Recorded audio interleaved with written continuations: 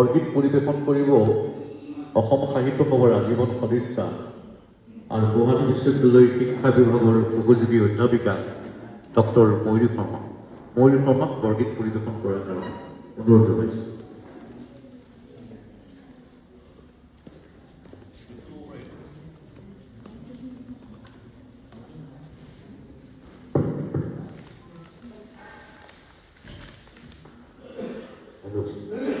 Hello.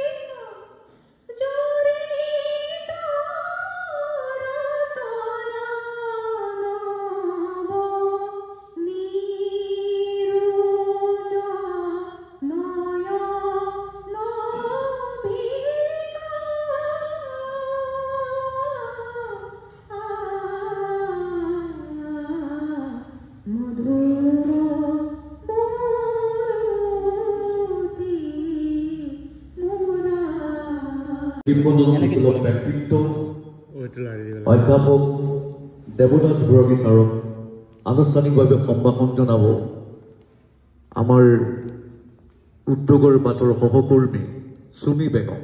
এয়া চুমি বেগম অগ্ৰসৰ হৈছে। এয়া গুৱাহাটী বিশ্ববিদ্যালয়ৰ প্ৰাক্তন বাণিজ্য গুৰু দেৱদাস বুঢ়াগী ছাৰক সম্ভাষণ জনাইছে চুমি বেগম।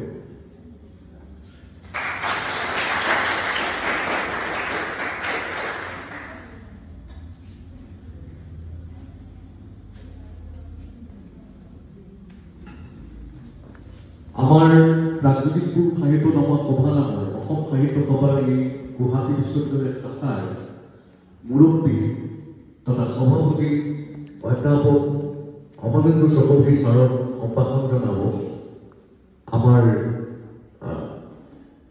সহকৰ্মী মল্লিকা দাস, ডক্টৰ মল্লিকা দাসক অনুৰোধ জনাইছে।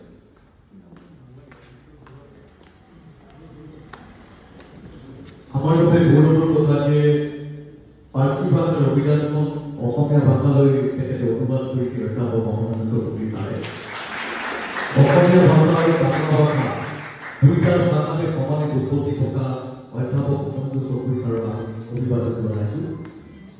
আৰু আমাৰ সংগঠনৰ উপসভাপতি জিতুমণি শৰ্মাদেৱক সম্ভাষণ জনাবৰ কাৰণে মই পঞ্চায়ত পৰ্বত অনুৰোধ জনাইছোঁ।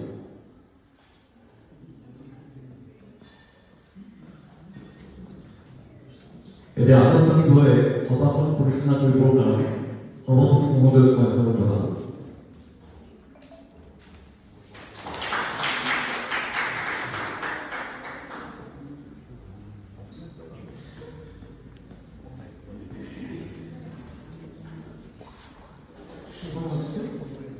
আমাৰ এই গ্ৰন্থ আৰম্ভ এটি আছে আদৰণীয় মহান আগবঢ়াব অধ্যাপক প্ৰশান্ত শৰ্মা, আমাৰ কাৰ্যনিৰ্বাহক স্কুল সাহিত্য সভা।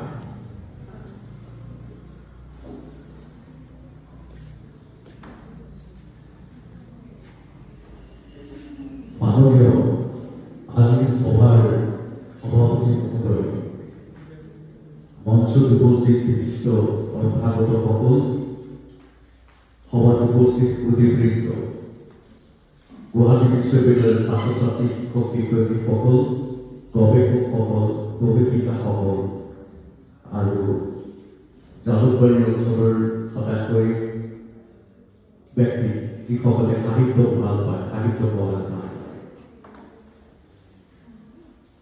পাশ্চাত্যতত্ত্ববিদ মহেশ্বৰ নেওগ, সত্যেন শৰ্মা, গুৱাহাটী বিশ্ববিদ্যালয়ৰ উদ্যোগী কৰ্মী দীপেন্দ্ৰনাথ শৰ্মা, ভৱেন্দ্ৰনাথ শইকীয়া, তেখেতসকলৰ তৎপৰতা আজিৰ পৰা প্ৰায় 59 বছৰ আগতে 1964 চনত ৰাজনীতি সাহিত্য সভাৰ জন্ম কৰিছিল।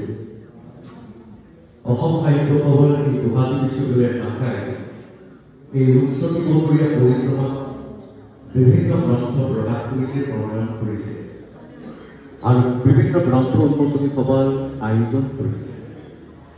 কাৰণ আমি বিশ্বাস কৰোঁ গ্ৰন্থই সভ্যতাৰ এই গতি শক্তি নতুনত্ব প্ৰদান কৰে, গতি শক্তিত নতুন শক্তি প্ৰয়োগ কৰে। গ্ৰন্থৰ জীৱনৰ পৰা আজি সভ্যতাৰ যি ইমাৰত গঠন হৈছে তাৰ গুৰিতে আছে গ্ৰন্থ বিপ্লৱ।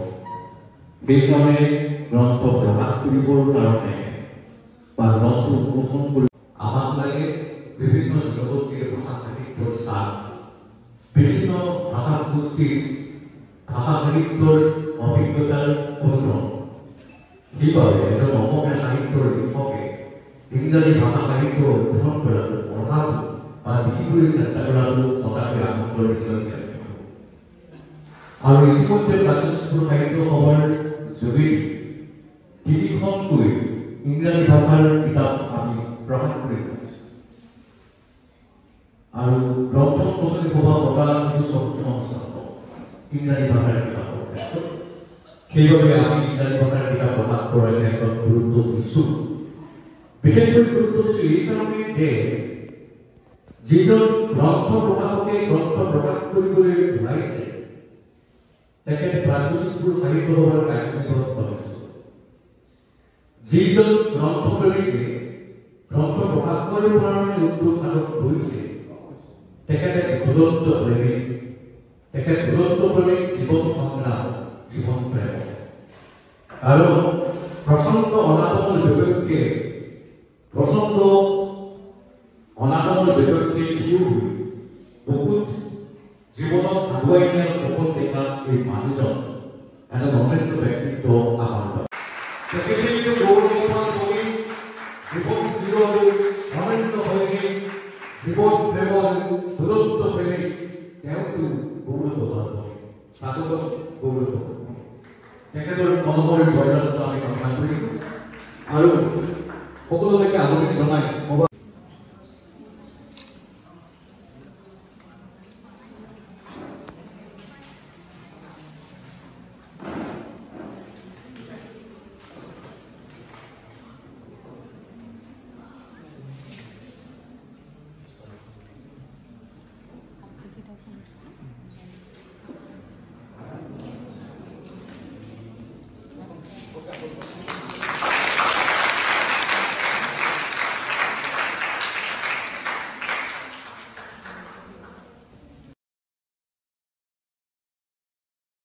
মই খুব চমু কৈ কেইটামান কথা এতিয়া কৈ দিওঁ।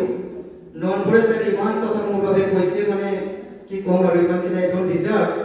ছাৰে মানে অত্যন্ত ভাল পায় মোক আৰু মোৰ একচুৱেলি বহুত আশীৰ্বাদ আছে।